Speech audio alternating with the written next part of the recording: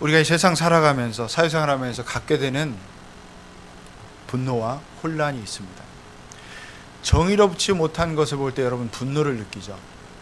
특별히 권세를 잡은 권력가들이 어떤 정의롭지 못한 일을 이 땅에서 행할 때 우리가 그것에 대해서 화가 나고 분노를 느끼게 됩니다. 또 여러분 직장에서 사사건건 좀 시비를 거는 혹은 갑질하는, 요즘 갑질 문화에 대한 많이 고발들이 있는데 그런 직장 상사들이 있고 고용주들이 있습니다. 그런 것들을 경험하면서 우리가 직장 생활하고 사회생활 하잖아요. 또 굉장히 얄미운 또 직장 동료들이 있고, 모든 여러분의 관계, 이 사회생활에는 참 모든 것이 관계가 얽혀 있어요. 정의와 보복의 문제를 우리가 생각해 봅니다.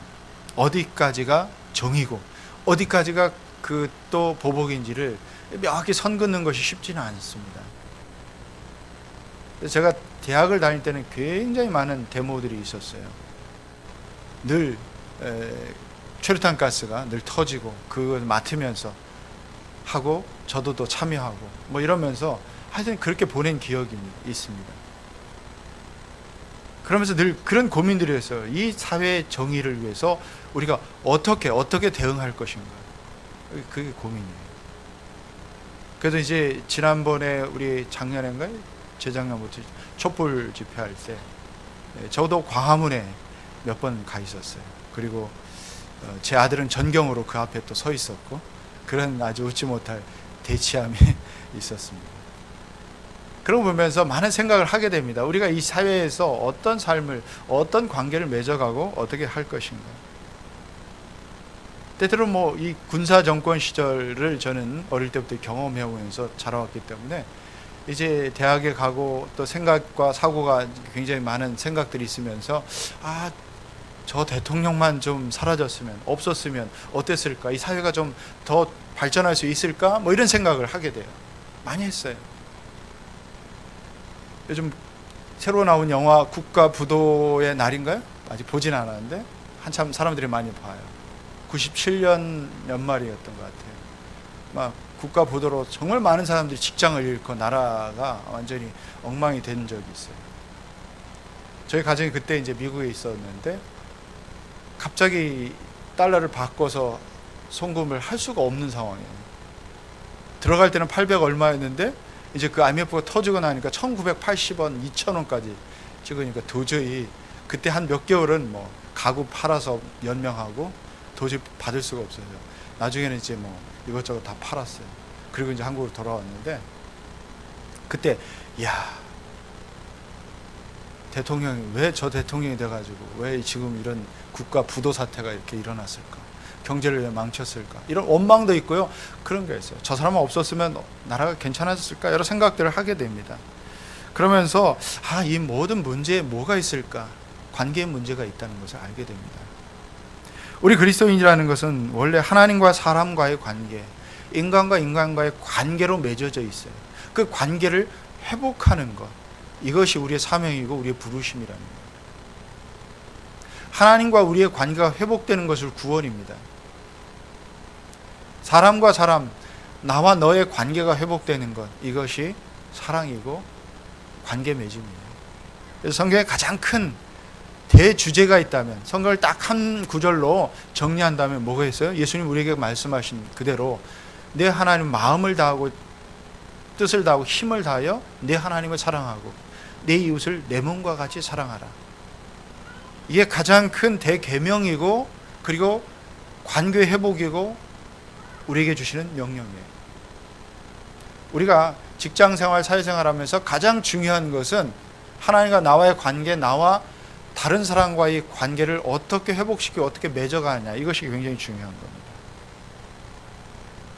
아마 우리 여러분들은 대부분 직장을 다니면서 혹은 우리 청년들 학교를 다니면서 옆에 있는 사람과 또 직장 상사와 어떤 관계를 맺고 있는, 굉장히 불편한 관계도 있을 거예요. 까칠한 직장 상사도 있을 것이고 또 얄미운 직장 동료도 있을 거고 또 말도 안 되게 행동하는 또 부하 직원도 있을 겁니다. 이런 관계를 어떻게 풀어가고 어떻게 맺어가는 것이 주님 원하시고 성경적인가, 이런 생각을 오늘 이 말씀 보면서 하게 됩니다.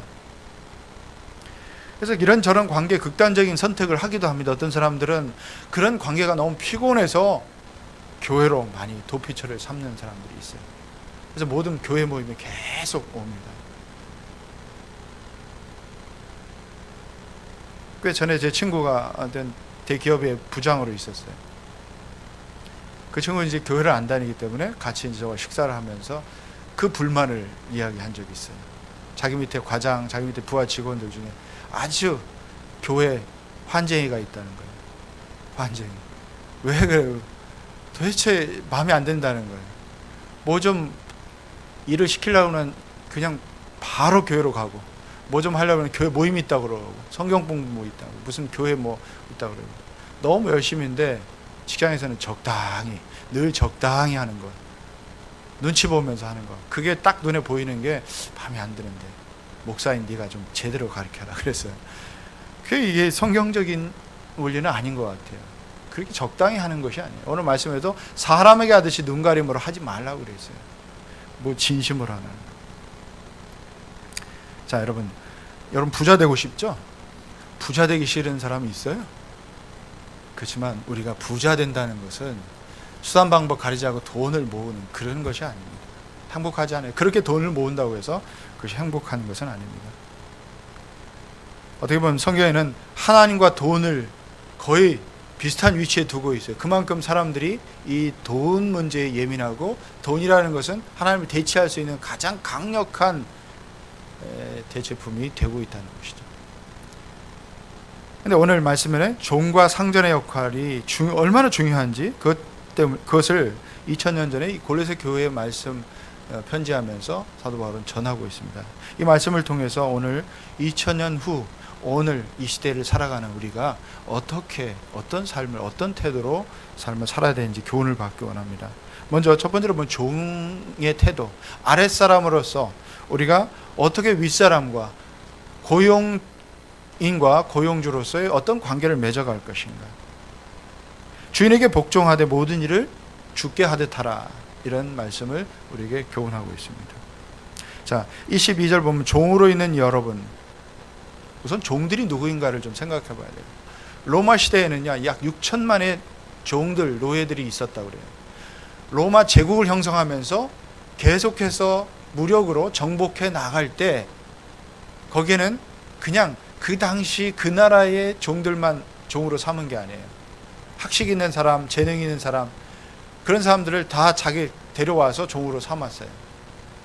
학식 있는 사람들은 좀 권세가 있는 집에 가정교사로 종으로 삼았어요. 팔려가고. 또 혹은 물건을 잘 만드는 사람들은 그 어떤 장인이죠. 요즘 만드는 물건을 다 막 도자기를 만든다든가 수공예 풀면 물건을 쓸 물건을 잘 만드는 사람들은 그런 것에 속해서 거기에 종이 됐어요. 그러니까 로마 제국의 인구의 한 반은 사실 그렇게 고용되어서 오늘 고용되어서 어떤 일을 만들어내는, 생산해내는 그 일을 해 나가는 그런 사람들이라는 거죠. 그래서 이 사람들이 없으면 사회가 올 수도 없대요. 요즘도 회사가 파업하면 올 수 없대잖아요. 요즘 노동조합도 있고, 요즘은 이게 이 권익이 많이 이렇게 향상돼서 그래서 막 주장하는 그런 일들이 많은데, 근데 당시에는 노동조합이 있는 건 아니에요. 그러다 보니까 점점 어려워지는 상황들, 이 관계가. 그래서 이게 노예 해방 운동, 혹은 노예들의 반란, 영화로도 나왔잖아요. 스파르타쿠스인가 그런 영화로 나와서 반기를 든 역사도 있고요. 자, 이 시대에는 어때요? 우리가 그 당시처럼 법적으로 딱 당신은 종입니다, 당신은 노예입니다, 이런 것은 아니어도 오늘 대부분 종들은 문자적으로 사회생활에, 직장생활에서 우리가 누구에게 고용된 사람들입니다. 여기 대부분들은 고용되어 있는, 그래서 직장에서 혹은 어떤 우리 청년들은 학교에서 그 일을 열심히 뭔가를 하는 거죠. 일을 함으로써 또 대가를 받는 거죠. 학생들은 성적을 받는 거고, 또 여러분들은 대가를 받는 거고, 또 직장생활을 안 하지만 또 가정에서 열심히 이 가정을 위해서 또 수고하고 애쓰는 여러분 우리 관계들을 또 열심히 수고하는 사람들이 있습니다. 자, 두 가지 이야기하고 있습니다. 첫 번째로 보면 오직 주님을 두려워하는 마음과 성실한 마음으로 하라는 거.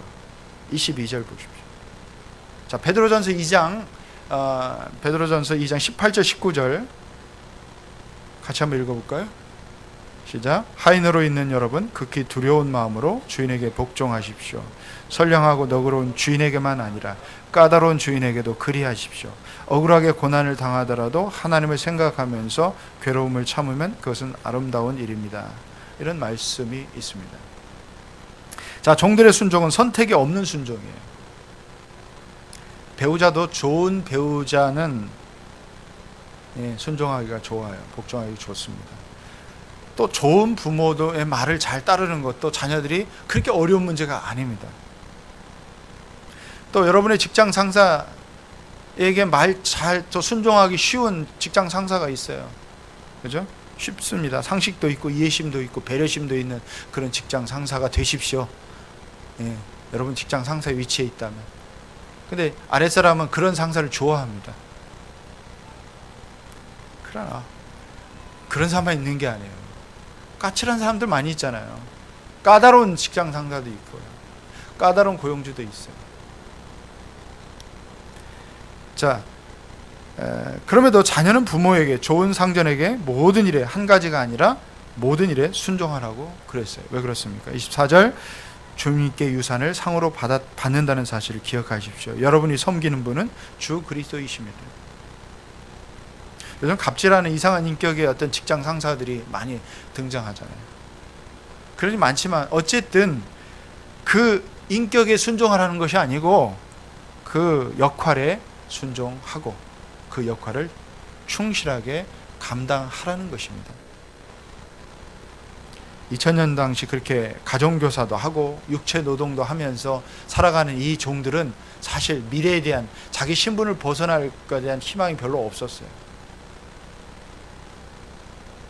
아무리 실력이 있어도 무시당하고 천대를 받다 보니까 노예 생활에 익숙해지고 적당히 눈가림만 하게 되는 그런 일들이 많아요. 그걸 노예 근성이라고 표현하는데, 그러니까 사람을 두려워하니까 거기에서 그 사람 있을 때는 잘하고 없을 때는 그냥 적당히 하는, 시간을 때우든가 적당히 하는 그런 문화들이 있었어요. 요즘 뭐 직장에도 좀 그런 문화들이 많죠. 사람들이 볼 때는 열심히 직장 상사가 보고 딱 있죠. 요즘 사무실 가보면 이제 아예 그냥 팀장 여기 직장 상사가 딱 그 옆으로 쭉 직원들이 앉아서 업무를 보는, 그러니까 이제 딴짓을 못하게 딱 이렇게 팀별로 돼 있더라고요. 근데 그렇지 않은 경우들이 많죠. 이것이 가장 심한 게 이제 군대 생활이에요.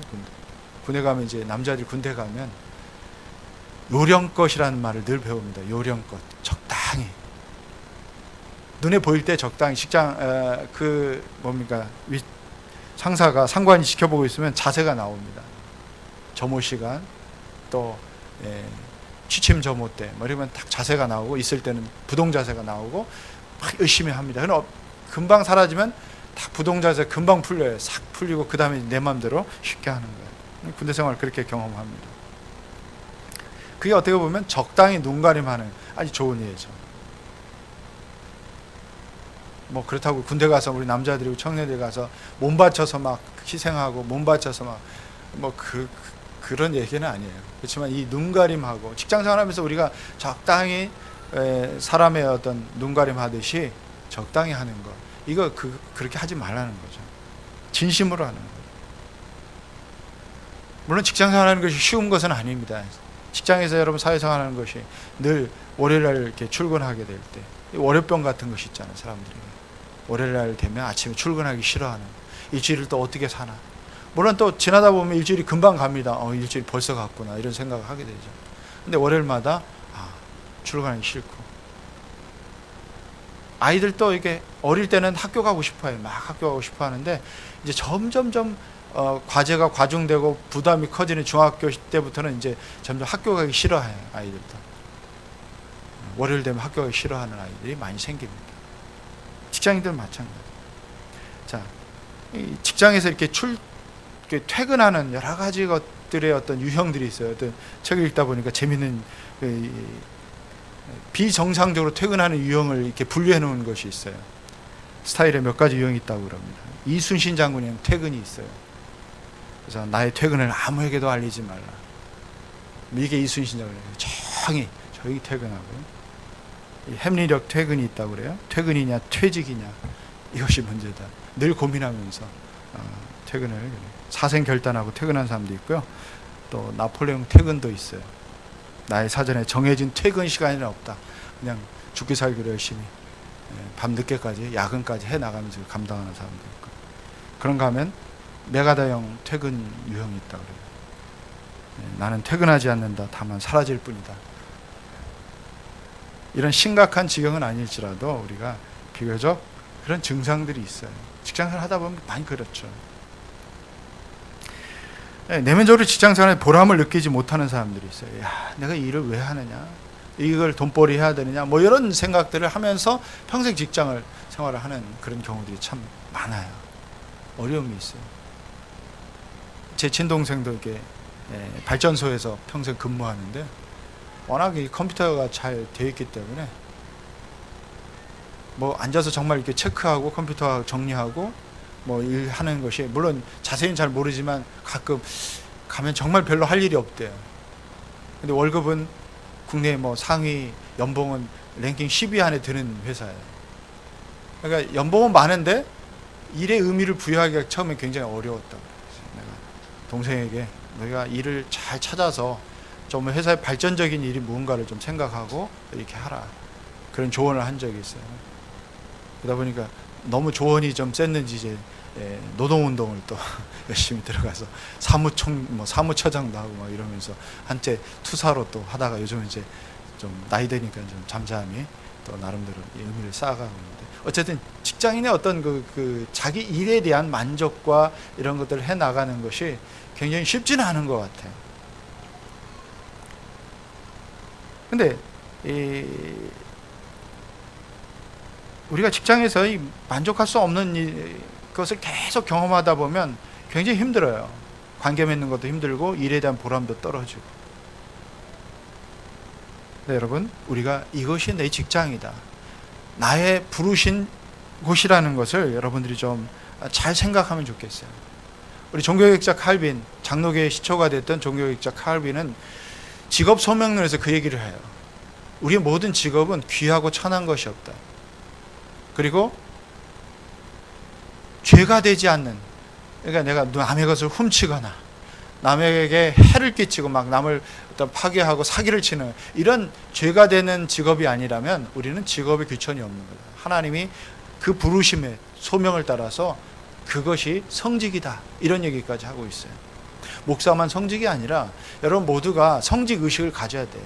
내가 하고 있는 이 일들을, 여러분 전업주부로 가정에서 또 여러분 자녀들을 양육하고 집을 하는 것도 하나님이 나를 이 부르심의 자리라고 생각하셔야 돼요. 그래야 내가 반찬을 하고 또 자녀들을 위해서, 남편을 위해서, 혹은 가정의 청소를 하도 이 보람이 있는 거예요.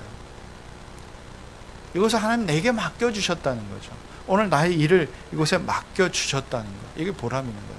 물론 업무에 따라서 보람 있는 일도 있고 조금 더 사회적으로 보람 없는 시 느껴지는 일도 있지만 내가 가져야 될 마음의 태도는 바로 그런 생각을 가지라는 거예요. 그리고 23절에 보면 주님께 하듯이 진심으로 하라는 거예요. 진심. 23절 같이 한번 읽어볼까요? 시작. 무슨 일을 하든지 사람에게 하듯이 하지 말고 주님께 하듯이 진심으로 하십시오. 네. 주님이 이 일을 하도록 맡겨주셨다는 이 의식을 가지고 여러분들이 그 일을 행하라는 거예요. 주님의 일. 저는 우리 교회를 다니시는 여러분들이 어떤 이원론적인 관념들이 우리 속에 있어요. 교회 일은 주님의 일이고 사회에서 여러분 하는 일들, 직장의 일들, 여러분 가정의 일들은 주님의 일이 아닌 것처럼 생각하는, 구분해서 살아가는 그런 의식들이 알게 모르게 우리 속에 있다는 사실이에요. 이걸 통합해야 돼요. 이걸 극복하지 않으면 여러분 우리의 직장생활, 여러분 사회생활은 주님이 원하시는 그것을 우리가 해낼 수 없다는 것입니다. 우리가 주님의 일 그러면 보통 생각하는 게 교회의 일이죠. 교회 와서 봉사하고 성경 공부하고 예배 드리는 거 주님의 일, 뭐 주님의 일이에요. 주의 일이죠. 그렇지만 여러분 직장에서 하는 모든 일, 그 일이 때로는 무료하게 서류를 정리하는 일이라 할지라도, 때로는 허드렛 일 같은 일을 여러분들이 감당할지라도 그것은 거룩한 의미를 부여할 수 있는 거예요. 주님의 일이라는 거예요. 주님이 나에게 맡겨주신 일이라는 거예요. 그게 이 칼빈이 성경에서 발견하는 직업 소명론이에요. 이 사회생활에서 내가 가져야 될 태도입니다. 지금은 육신의 상전들 아래에 있는 것처럼 보여도 그들은 예수 그리스도 아래에 우리가 다 놓여져 있다는 거예요. 결과적으로 부르시고 일을 맡긴 것은 나에게 임금을 주고 나에게 월급을 주는 그 사람이 아니라 하나님께서 나에게 이 일을 이곳에 보내셔서 일을 맡기시고 하는 거죠. 물론 더불어서 우리는 어떤 임금을 받는 거죠. 우리 신앙인들은, 그리스도인들은 사랑으로 스스로 종이 된 섬김의 사람들이라는 사실을 여러분이 잊지 않았으면 좋겠습니다. 억지로 일하고 순종하는 것이 아니라 보다 적극적으로 사랑하고 섬기는 자세로 스스로 종이 된 사람들, 자기의 정체성을 그렇게 생각하면, 여러분 직장에서도 여러분 맡은 일을 정말 진심을 다해서 하십시오. 그 진심은 다 통하게 되어 있어요. 여러분들이 관계를 맺어보면 알아요. 금방 있으면 이게 그냥 립 서비스인지 눈 가리고 아웅하는 식으로 사람에게 나에게 그냥 있을 때 잘 보이려고 하는 것인지, 아니면 항상 변함없이 내가 있을 때나 없을 때나 진심을 다해서 대하고 있는지, 일을 하고 있는지 우린 몇 번 대하면 그 사람은 알 수 있어요.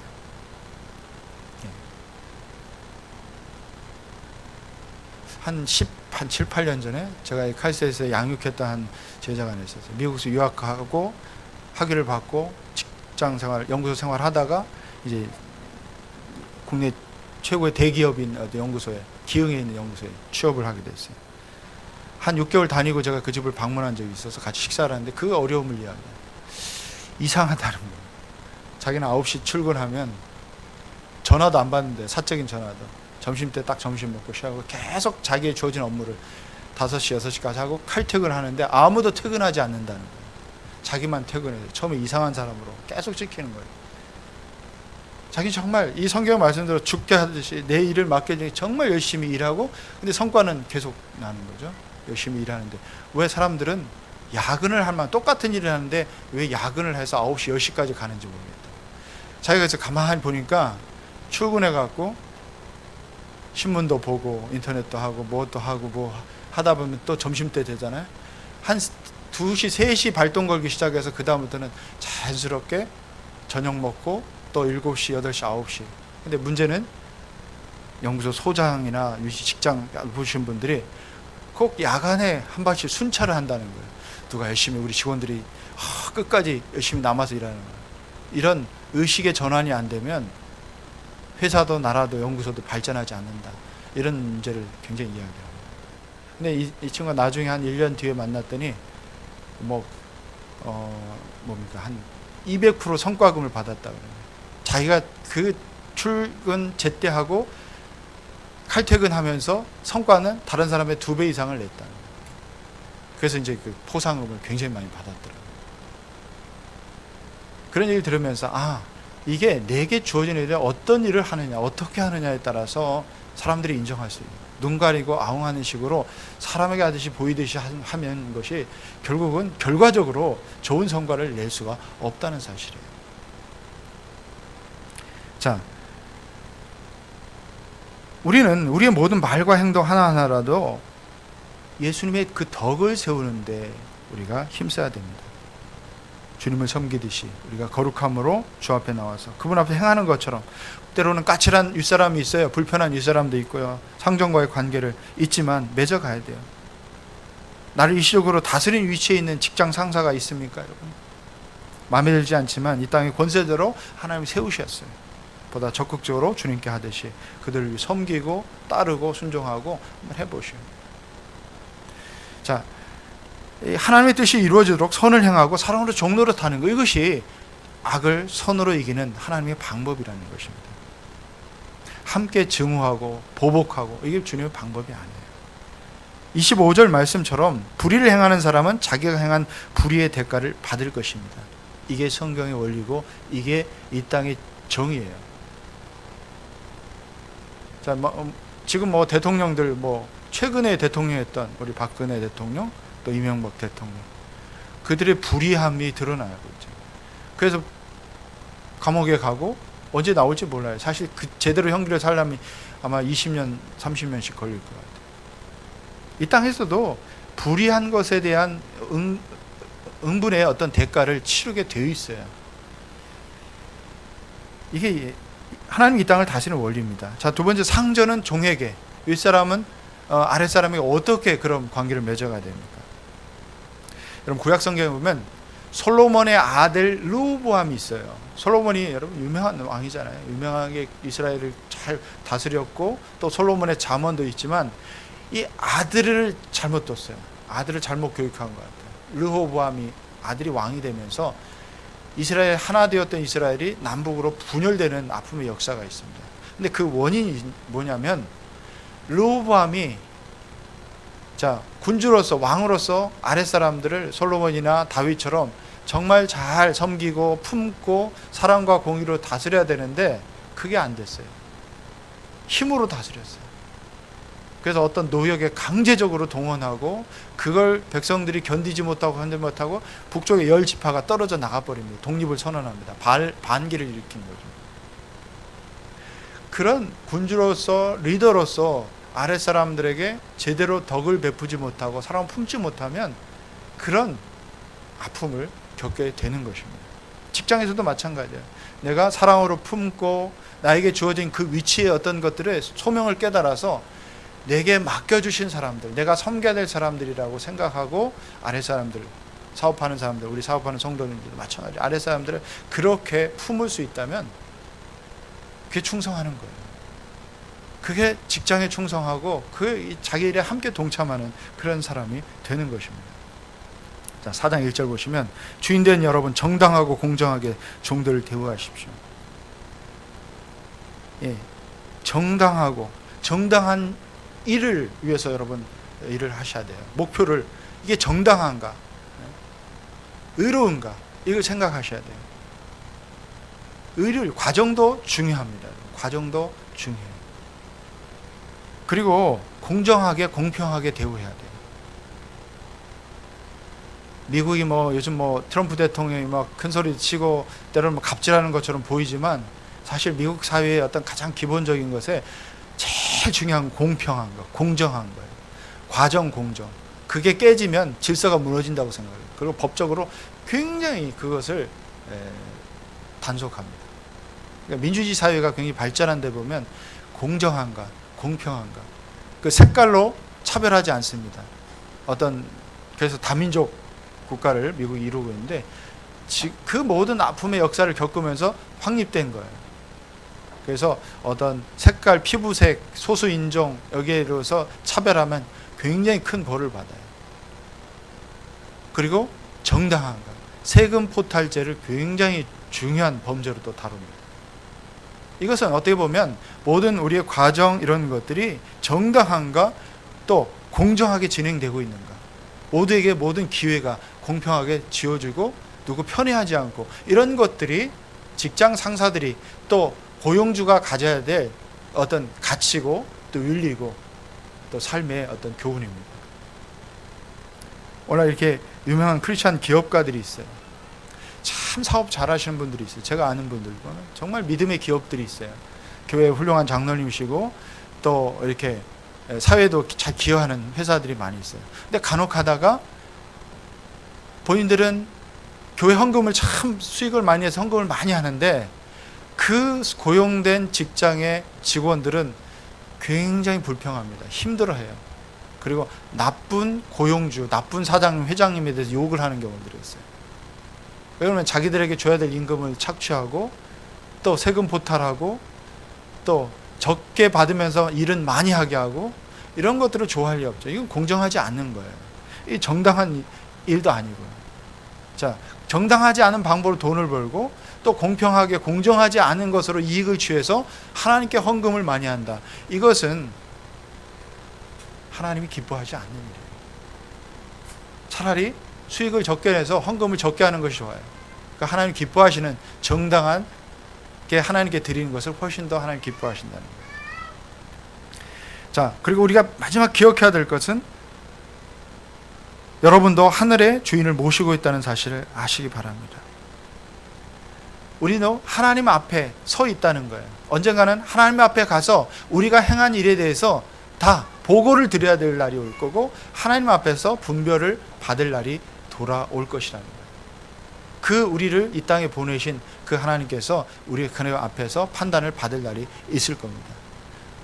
저와 여러분이 정말 이 땅에서 교회를 열심히 해서 착하고 충성된 종이라고 칭찬받고 상급 받는 일들 뿐만 아니라, 여러분 사회에서, 여러분 직장에서 맡겨진 부르심의 자리에서 착하고 충성되며 잘하였다, 하나님께 주시는 그 유산을 여러분이 상속받을 수 있는, 상을 받을 수 있는, 저보다 더 여러분들이 더 상 받는 여러분 되시길 축복합니다. 말씀 맺습니다. 우리 일터인 직장과 가정에서 하나님을 경험하시기 바랍니다. 하나님이 나와 함께, 하나님 내게 이 일을 맡겨주셨다는 이 사실 알고 진심을 다해서 성실함으로 그 일을 감당하십시오. 부르심의 자리라는 것을 여러분 깨달으시고, 우리의 생활의 현장, 가정, 직장, 학교, 또 여러분의 이웃과의 관계에서 하나님 나와 함께 하심을 발견하고, 그 뜻을 내가 맺고 있는 모든 관계에서 성실하게, 신실하게 맺어가시기 바랍니다. 보다 더 적극적인 자세로. 우리가 계속 골로새서 말씀 보지만, 골로새 3장에서 뭘 얘기하고 있어요? 위의 것을 추구하고 새 옷을 입으라. 새로운 성품, 성령에 주시는 새로운 성품을 맺으라. 그 입으라는 거예요. 사관생도나 여러분들이 제복을 탁 입으면 그 제복에 맞게 행동합니다. 절도 있게 탁 하죠. 제복 입고 아무렇게나 노상 방뇨하지 않잖아요. 술 취해서 고성방가하지 않아요. 제복을 입으면 딱 그 제복에 맞게 새 옷을, 거룩한 성령의 새 성품과 새로운 옷을 입으면 여러분이 거기에 맞게 섬김의 자세로 사람들을 진심으로 대하고 마음을 다해서 여러분 맡겨주셔서 잘 감당하는 것, 이것이 우리의 사회생활의 가치이고 또 윤리이고 우리의 삶의 지침이라는 겁니다. 사랑하는 여러분, 누가 이 시대에 영향력 있는 사람입니까? 말 잘하는 사람이 영향력 있는 게 아니에요. 그 말에 책임질 줄 아는 사람이 영향력이 있는 거예요. 그 말이 진실한 사람, 말보다 모든 관계에서 신뢰할 수 있는 행동으로 보여줄 수 있는 사람이 다른 사람에게 선한 영향력을 끼칠 수 있다는 것입니다. 교회는 그런 사람들을 계속해서 길러내야 되고, 또 여러분들이 그 역할을 감당해야 돼요. 영국은 오래전에 노예제도가 폐지됐어요. 노예제도가 폐지되는, 정말 오랫동안 유지되었던 이 노예제도, 사회 노예제도를 폐지하는 것은 윌리엄 윌로퍼스라는 국회의원을 그 교회가, 영국 교회가 배출해냈다. 40년 의정활동을 통해서 오직 한 가지 정말 가장 목표로 삼았던 것은 이 노예제도가 성경적이지 않다는 거예요. 사람이 사람을 구속하고 그걸 탄압하는 것은, 그걸 부리는 것은, 그것은 성경적이지 않다. 그걸 폐지하는 것에 평생에 그 자기의 것을 바쳤어요. 그래서 결국 영국 의회가 공식적으로 노예제도를 폐지하게 됩니다. 오늘 우리는 한 사람의 작은 영향력 같지만 그 일이 세상을 바꾼다는 거예요.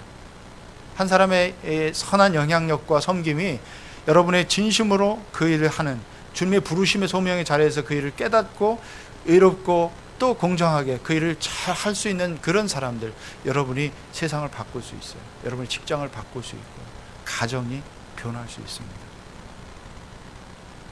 예수님은 누가 크냐고 다툼하고 있는 제자들을 보고 이런 말씀하셨어요. 만일 너희 중에 크고자 하는 자는 먼저 섬기는 자가 되어야 한다.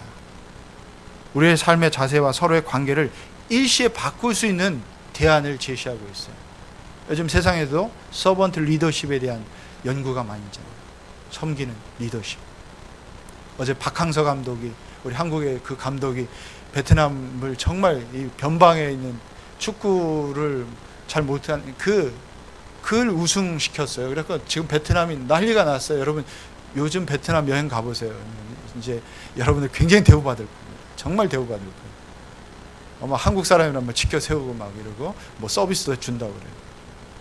근데 그 박항서라는 이 사람이 화제가 됐고 그 선수들 마음을 얻고 하나가 되게 하고 원팀을 이뤘던 것은 서번트 리더십. 선수들을 정말 잘 챙기고 섬기고 자기 1등석에 감독으로서 배정된 자리를 아픈 그 부상당한 그 선수에게 양보하고 자기는 이코노미석으로 간, 이런 것들이 그냥 진심에서 우러나기 때문에, 보여지는 것이 아니라 진심으로 우러나기 때문에 이게 먹히는 거예요. 그리고 사람들의 마음을 감동시키고 그들이 하나 돼서 그 우승을 이뤄냈다. 이게 아마 지금 영화로도 베트남 전역에 이 박항서 리더십 다큐멘터리 영화가 지금 상영되고 있다는데, 어떻게 보면 오늘 우리가 하나님께 조명받은 그 자리에서 우리는 이런 섬김의 리더십, 섬김으로 사랑을 이루고 관계를 맺어가고 서로를 또 사람들을 세워가고 우리에게 부르신 그 자리에서 이 소명을 감당할 수 있는 저와 여러분 되시길 주님의 이름으로 축원합니다.